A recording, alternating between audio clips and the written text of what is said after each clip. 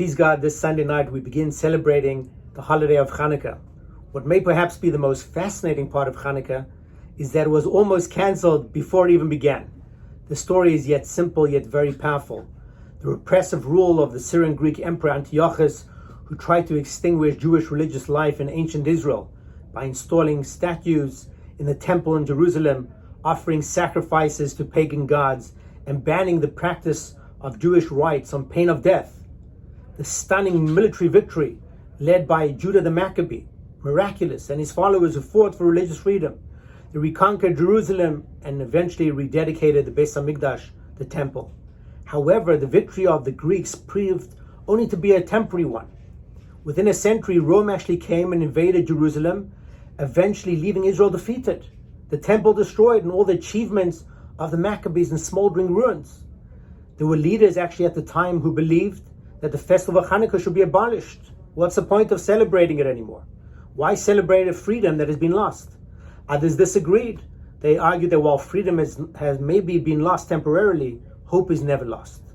That was when the other part of the Hanukkah story became even more important.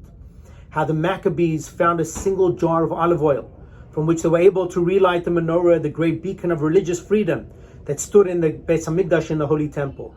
Miraculously, as we know, the light lasted 8 days, and that became the central theme of Hanukkah.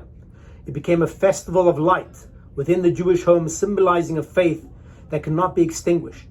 Its message was captured in a phrase from the prophet Zechariah, Lo v'chayol v'lo v'choach, ki im beruchi, Omar Hashem Tzvaot. Not by might, nor by power, but by my spirit, says the Lord Almighty. It has been argued that Hanukkah is not just a story for the Jewish people, but it has a universal theme. We celebrate military victories, we tell stories about the heroes of the past, we commemorate those who gave their lives in defense of freedom, and that's how it should be. Yet, the real victory that determines the shape of civilization and the long-term fate of nations are not so much military as they are cultural, moral, and spiritual. In Rome, there's a famous ark that shows Roman soldiers triumphantly carrying away the spoils of the victory of the Jewish people, most famously a seventh-branched menorah. Rome won that military victory. But what happened to Rome? Its civilization eventually declined and fell, while Jews and Judaism survived.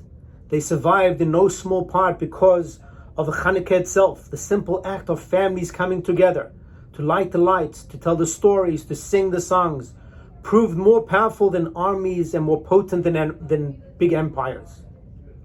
What endured was not the Maccabees' military victory, but the simpler, stronger story that spoke of the small flame that survived wreckage, desecration, and its light that kept on burning.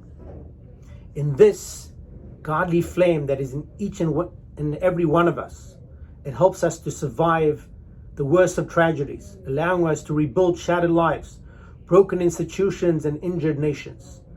That, to me, is the essential Jewish story. Jews survived all the defeats, expulsions, persecutions, pogroms, the centuries of anti-Semitism, even the Holocaust itself, because they never gave up faith that one day they would be free to live as Jews without fear in their own land, wherever they may choose to be. And so this year, when we celebrate Hanukkah 2,000 years later, around the world we'll be celebrating the ringing endorsement of the decision not to cancel Hanukkah. As we light our menorahs this year, we should try and recognize the miracle, the power of the faith, and its most remarkable symbol of the menorah, that its light can never be extinguished. So the message of Hanukkah, the hope for a better world, one free of persecution, freedom of religion, that should continue to inspire us. And to those who wish America and Israel and the West harm, let them do well remember the immortal words of President Kennedy. Let every nation know that we shall pay any price, bear any burden, meet any hardship, support any friend, oppose any foe to assure the survival and the success of liberty. Let freedom shine. Happy Hanukkah and Shabbat Shalom.